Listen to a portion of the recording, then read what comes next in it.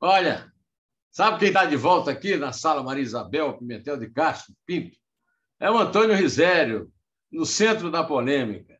E eu já vou aqui começar com ele a respeito da segunda edição. Olha só, eu fiz dois dedos de prosa com a primeira edição de Sinhas Pretas da Bahia, Suas Escravas, Suas Joias. Vamos começar agora aqui sobre a segunda edição, que está muito mais polêmica com a primeira, com as coisas que o Risério acrescentou. Olá, Risério, o rei da polêmica. Fala aí, bicho. Rapaz, mas tudo bom, Neumann? Não tem intenção de ser polêmica, não. Eu só escrevo dizendo o que eu penso. É simples. Mas não escrevo com essa intenção. Olha aqui, quando eu conheci o Rogério, o Risério, aí por volta dos anos 69, 70, no Rio de Janeiro. O Risério já era uma figura de destaque, muito jovem e muito talentoso, muito erudito, e já era falado naquele tempo, né? Você lembra do que você andava fazendo em 69, 70 no Rio, Risério? Rapaz, isso era já uma época de... Já tinha saído da coisa da esquerda clandestina, em 70, mais ligado à contracultura, vanguardas estéticas, essas coisas. Nesse tempo era do Poema Processo. E o pessoal do Poema Processo tinha muita admiração por você. O Vladimir de Aspino, Álvaro de Sá, Ney de Sá. Eu conheci você nessa época lá no Rio, como o teórico das vanguardas. Já estava no auge da polêmica. Em seguida, fala. Eu sempre fui minoritário. Na esquerda, eu era trotskista. Depois, gostava de tropicalismo, na época o tropicalismo era amaldiçoado pela esquerda. Depois, poesia concreta, vanguarda. Eu sempre fui minoria. Aí, uma amiga comum nossa nos conduziu a esse projeto comum. O Risério organizou um livro lá na Bahia chamado ACM em Cena. É um livro sobre Antônio Carlos Magalhães, com quem eu convivi muito. Tasso Gereissati, Maria Bethânia, Manuel Araújo, ACM Neto, Paulo Souto, Zé Sarney, Marco Maciel, Zé Neumann e Boris Tabakov. Todo mundo aqui eu conheço, e todos sob a regência do maestro Risério, como sempre, agitando de forma polêmica até hoje, né? Porque o ACM Neto continua nas paradas aí, querendo ser candidato a governador da Bahia, já favorito aí, né? E candidato da esquerda. Alguma vez você contou com essa possibilidade, não? De ter dois inimigos aliados, o ACM e a esquerda juntos? Mas Antônio Carlos, ele fechou com Lula em 2002, né? E se encontrava muito com Zé Dirceu nessa época, e gostava muito de Dirceu. E ele dizia que se o Brasil virar comunista, você é um grande líder comunista.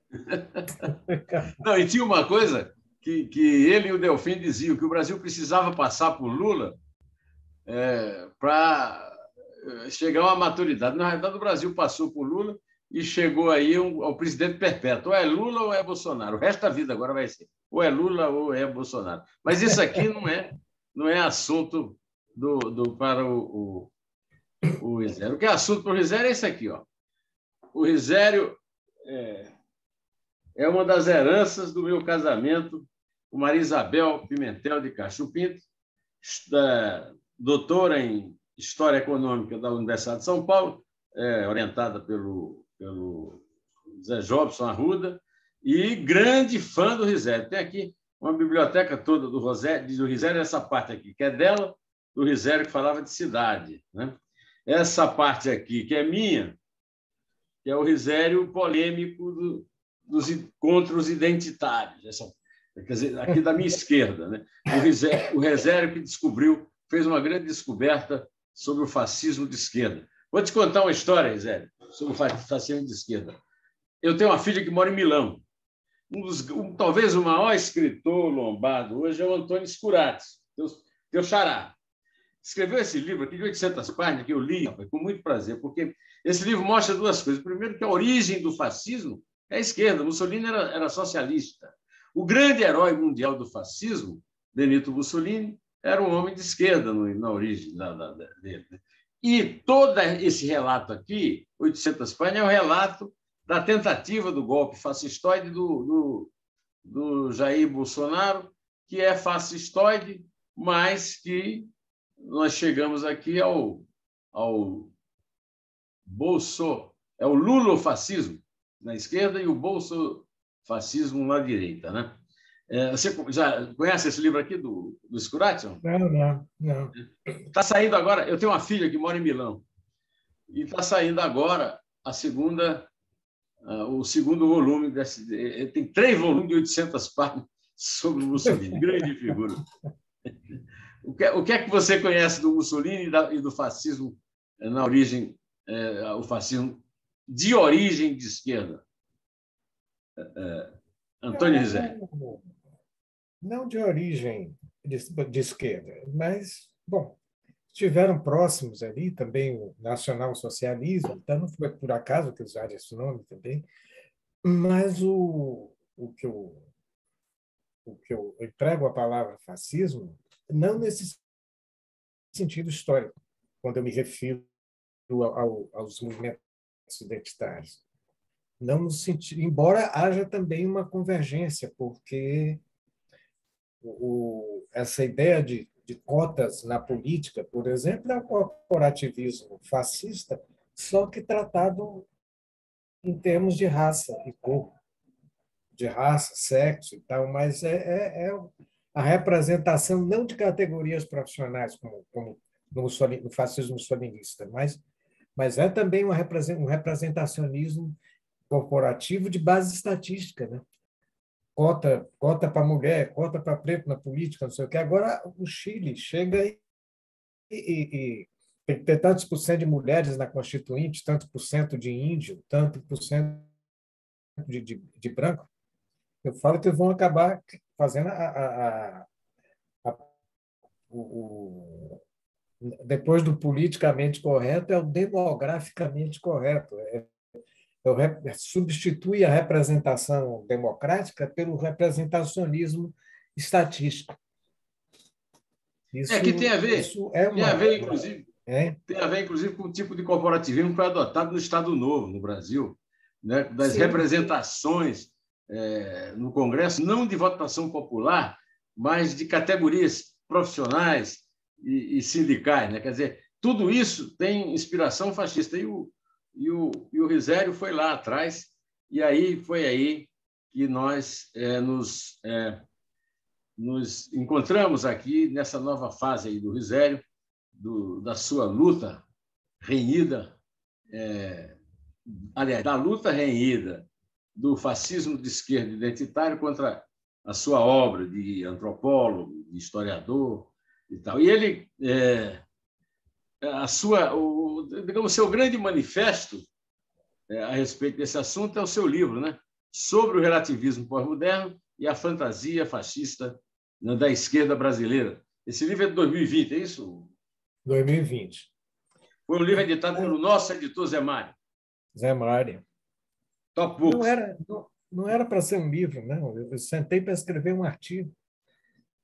E naquela medida eu vou escrever um artigo nos 8.000 caracteres com espaço.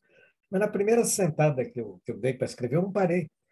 E aí cheguei a escrever 12 páginas. Eu comentei com o Zé Mário, por acaso, Zé Mário, estou escrevendo um negócio aqui que não é artigo, mas também não é um livrão, é um livrinho. Então, ele falou, falei com ele qual era o assunto. Ele falou, bote minha mão que um mês está nas livrarias. Aí eu mandei para ele. Esse livro é meio uma invenção do Zé Mário, é isso que eu digo. Ele que... Eu estava sem saber o que fazia com isso, porque eu achava curto para livro e bom para artigo. Oi. E aí foi o meu primeiro choque. Primeiro não, porque o primeiro choque que eu tive com os identitários, uma crítica frontal a eles, foi num livro meu que saiu em 2007, chama Utopia Brasileira e os Movimentos Negros. Sim, é o mais teórico e o mais fundamentado, porque são quase 500 páginas discutindo a questão socio-racial no Brasil. Eles, inclusive, no Movimento Negro, me prometeram respostas consistentes e densas e tal, que iam arrasar meu livro. Nunca escreveram uma sílaba, só xingaram. É isso aí, velho, bicha, comunista, etc. Aí, esse livro aqui, que eu fiquei encantado com ele, também editado pelo Zé Mário, Top Books. Esse livro, As Sinhas Pretas da Bahia, Suas Escravas e Suas Joias, traz uma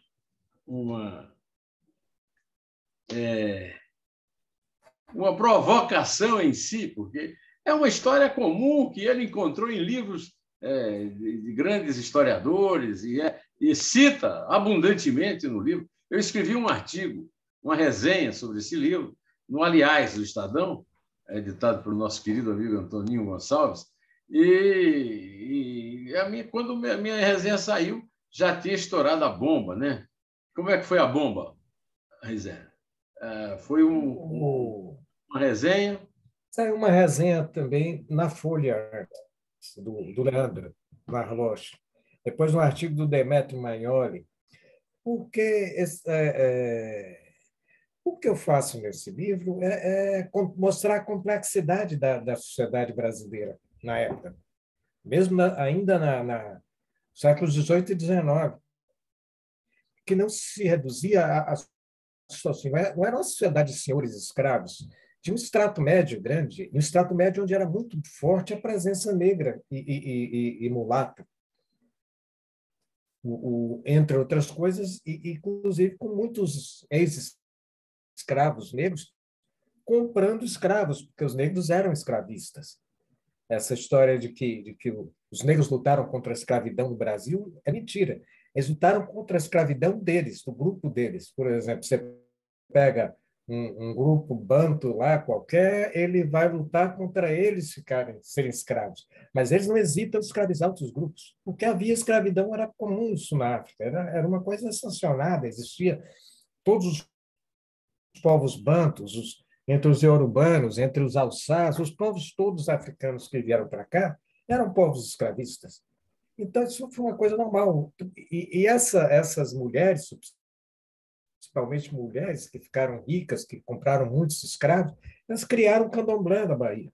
Eu contei essa história no livro. Aí foi eles se rebelaram, porque você não pode contar a história, você tem que contar um filme de bandido e mocinho, falsificando a história. Senão, os movimentos negros protestam. Se você vai à complexidade das coisas, eles odeiam a complexidade, porque é um maniqueísmo rasteiro que mobiliza as pessoas. É mais fácil. Complexidade não mobiliza. É mais fácil, mais burro. Você tem que fazer luta do bem e do mal. Aí luta saiu contra uma coisa que me lembrou um episódio da minha vida. Eu era muito amigo do Bruno Tolentino. O Bruno Tolentino, você chegou a conhecer pessoalmente o Bruno Tolentino? Grande poeta, carioca. O Bruno Tolentino pegou uma tradução do Haroldo de Campos, do Jabberwock, do Lewis Carroll, e mostrou e provou em uma página no Estadão, no Suplemento de Cultura do Estadão, que o Campos não sabia português nem inglês, e dissecou a tradução, e aí saiu um manifesto de intelectuais censurando, né? Exigindo que o Estadão censurasse o Bruno Tolentino. Inclusive, seu amigo Caetano Veloso assinou grandes intelectuais brasileiros, compositores e tal. Agora, os jornalistas da Folha se reuniram para reivindicar censura a qualquer comentário do Risério ou comentários a respeito do livro As Sinhas Pretas da Bahia. O Risério, um outro episódio histórico, talvez até você não conheça, é que a Folha tem uma longa tradição nesse. A Folha, as telefonistas da Folha, na época da ditadura, eram agentes do DOPS. E os carros amarelinhos da Folha levavam gente que o DOPS prendia e levava lá para o DOI-CODE para ser torturado. Então, essa história tem... A censura não é... A censura você tem pelo menos três precedentes históricos importantes, né? Não, mas Eu sei dessa história. Os carros da Folha tinham estacionado, tinham vaga no DOI-CODE, em São Paulo, e o grupo da marigalista da Aliança Libertadora chegou a promover, a ameaçar e dizer que promover atentados contra a Folha. Isso, Marighella, o pessoal ligado a Marighella falava muito disso.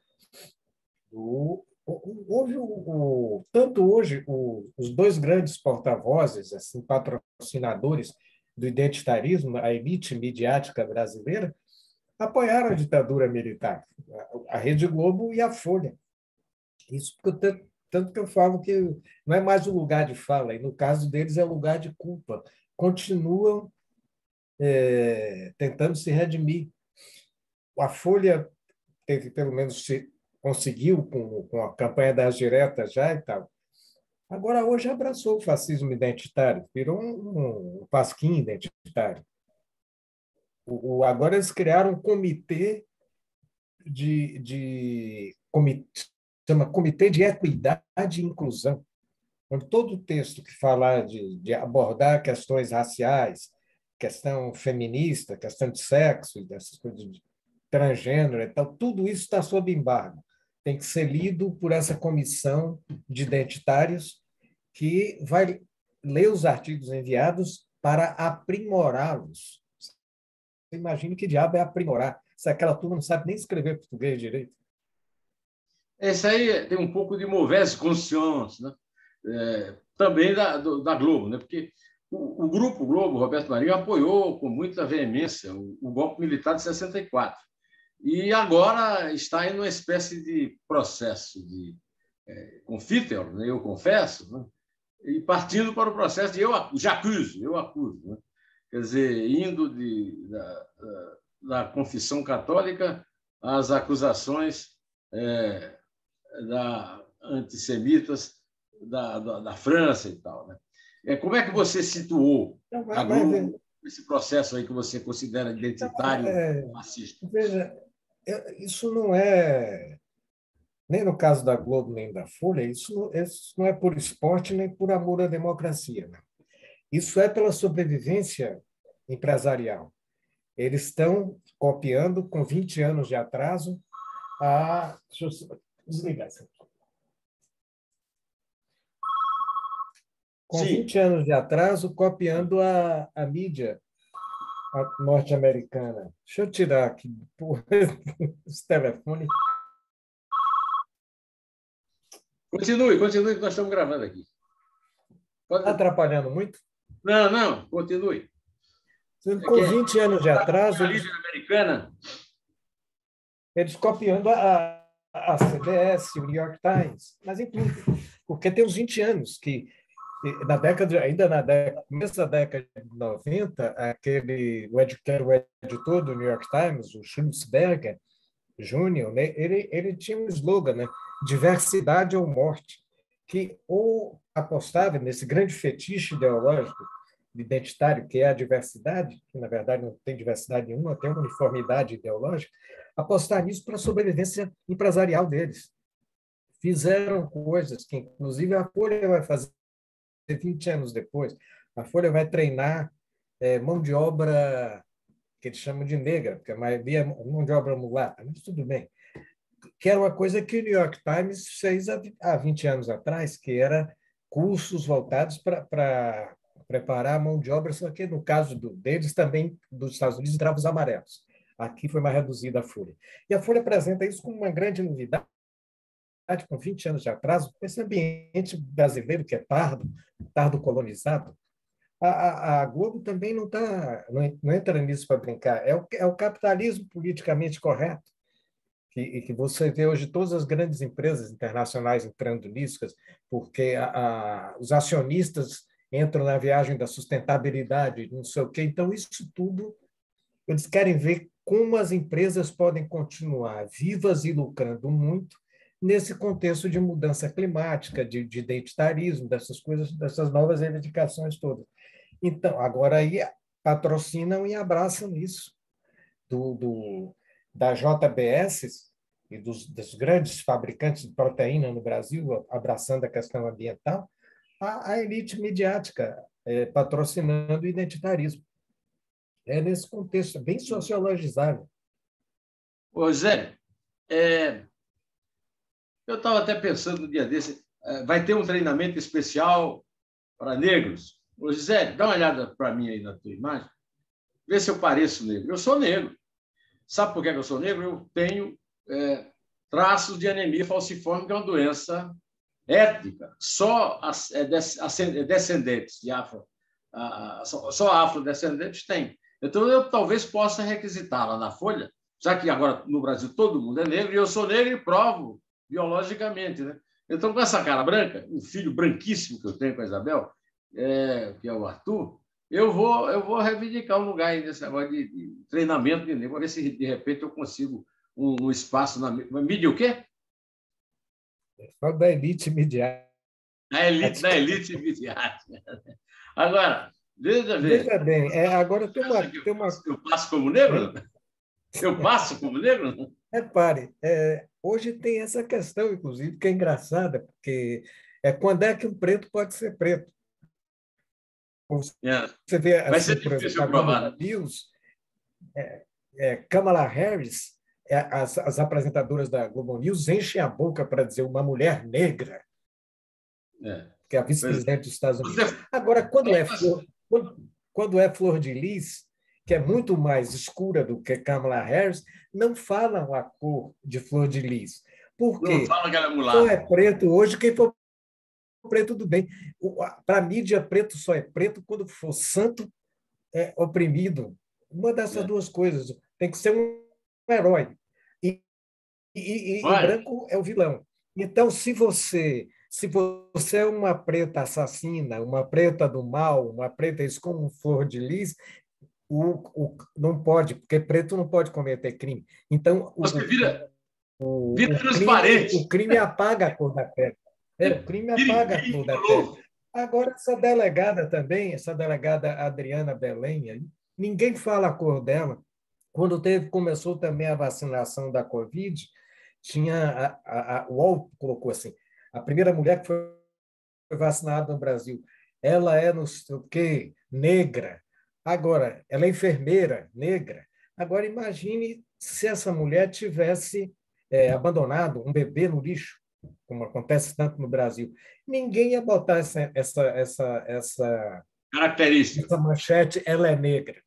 Não ia, porque hoje o empenho da elite midiática é criar uma imagem falsa também dos negros, que é como ou grandes heróis ou como vítimas grandiosas. São fábricas de novos estereótipos. E estereótipo falsifica a realidade, então não adianta. Você sai de uma falsificação para outra. Nós estamos no Brasil hoje trocando mentiras antigas por mentiras novas. Essas mentiras novas que estão sendo patrocinadas principalmente pela Folha de São Paulo e pela Globo. Olha aqui, então, eu já fiz um programa sobre as Sinhas Pretas da Bahia, suas escravas, suas joias. Acontece que eu fui ao Rio, voltei de ônibus para São Paulo e li a segunda edição que o Zé Mário me deu. E a segunda edição é o livro que eu já tinha lido, e aí a segunda edição eu li, e eu acho a segunda edição melhor do que a primeira, porque é completa, porque tem a história e tem a repercussão da história. Né? Você estava preparado para essa repercussão toda? Por esse manifesto fascistoide dos meninos da Folha, das meninas da Sim. Folha? Não tinha surpresa nenhuma. Eu achava que mais cedo ou mais tarde. E quando eu mandei o artigo, que primeiro teve o livro, Sinhas Pretas, teve aquela reação, ninguém leu o livro. E eu vejo isso muito, porque ficam me acusando o seguinte: ele pega exceções, até historiadores dizem isso, ele pega exceções e trata as exceções como se fosse a regra. Isso é mentira. Eu falo no livro logo, essas pretas eram exceções. Agora, rico ser exceção no Brasil é em todas as cores. Dizer que eu não posso tratar a exceção, então eu não vou tratar os mangangões do narcotráfico, eu não vou tratar a burguesia brasileira, porque são exceções. Agora, eu esperava que desse o grande quiprocó no artigo, e eu avisei ao editor da Folha. Ele não acreditou muito, depois entrou em pânico quando viu. Avisei aqui em casa, Conversei até com meus cachorros. Falei com eles, ó, vem aí uma tempestade de merda, que é o poema lá do Robert Lowell, né? There's coming a shitstorm. Falei, vem aí uma tempestade de merda. Eu estava lá. Não li os ataques a mim, porque eu faço isso. Se é para atacar, eu não tomo conhecimento. Eu só leio se for uma pessoa discutindo sério e com argumento o assunto. Xingamento, eu não olho. Então, eu aproveitei inclusive, essa confusão toda. Eu fui ler 2 livros que eu nunca tinha lido. Li As Viagens de Marco Polo, que eu nunca tinha lido, e a Epopeia de Gilgamesh, um velho poema lá da Acadiana. Eu não tomei com isso, mas agora eu esperava, eu sabia que vinha o cacete. Eu falei, vai cair a máscara. E eu quero que isso aconteça. Eu estava esperando isso. Bom, aí Aí, agora tem outra moda também que você não chega a abordar aqui, mas eu já estou te dando aqui para você continuar, que é o seguinte. Antigamente era LGBT, lésbicas, gays, né? Como é que é? Bissexuais e travestis. Agora tem tanta letra que eu não sei mais de cor. Eu tinha que ter anotado aqui. Tanta letra. Agora, o que é isso? Está virando um grande movimento homossexual, racista de preto no mundo para eliminar todos os que não pertencem a essas letras. Será que vai ter algum... o teu livro, a tua segunda edição, tem, sei lá, 400, 500 páginas, né? E será que cabe, daqui a um ano, por exemplo, se você resolver colocar esse tema, será que vai caber essa sigla com tanto nome, com tanta consoante? rapaz, eu acho engraçado, porque vai ter o alfabeto tudo e não vai dar. Porque cada hora tem uma coisa a mais. Agora, eu acho curioso é o seguinte, porque sempre insistem na coisa da representação, da coisa estatística. Mesmo por aí é tão furado, porque quantos por cento da população brasileira são transgênero? É uma proporção mínima. No entanto, ocupa um espaço imenso na mídia, então é hiperrepresentado. É o contrário. Eles falam que é subrepresentado, não é hiperrepresentado. Os pretos não são 10% da população brasileira. Eles ficam com um número enorme porque eles botam os pardos. E com um critério maluco, porque desde o governo do Fernando Henrique Cardoso, o IBGE deixou de ser um órgão estatístico e se tornou ideológico. Pega os pardos e bota junto com os pretos e vira o contingente negro da população. Agora, esses pardos, né, às vezes, não têm ascendência negra. Você vê, então, o IBGE está lá no IBGE, nos dados estatísticos, chega a ser ridículo. Com esse critério, botando pardo, esse truque, o Pará é tão negro quanto a Bahia, quando, na verdade, o Pará é um lugar de ascendência É com essa total. essa afirmação, mais uma vez, polêmica, do meu amigo Antônio Rizério, que nós vamos terminando aqui a nossa entrevista. Acabou o nosso tempo, mas já deu para falar bastante coisa. Eu só queria acrescentar que eu adorei quando ele constatou a genialidade da biografia Minha Vida, de Lev Trotsky, nosso ídolo comum na juventude.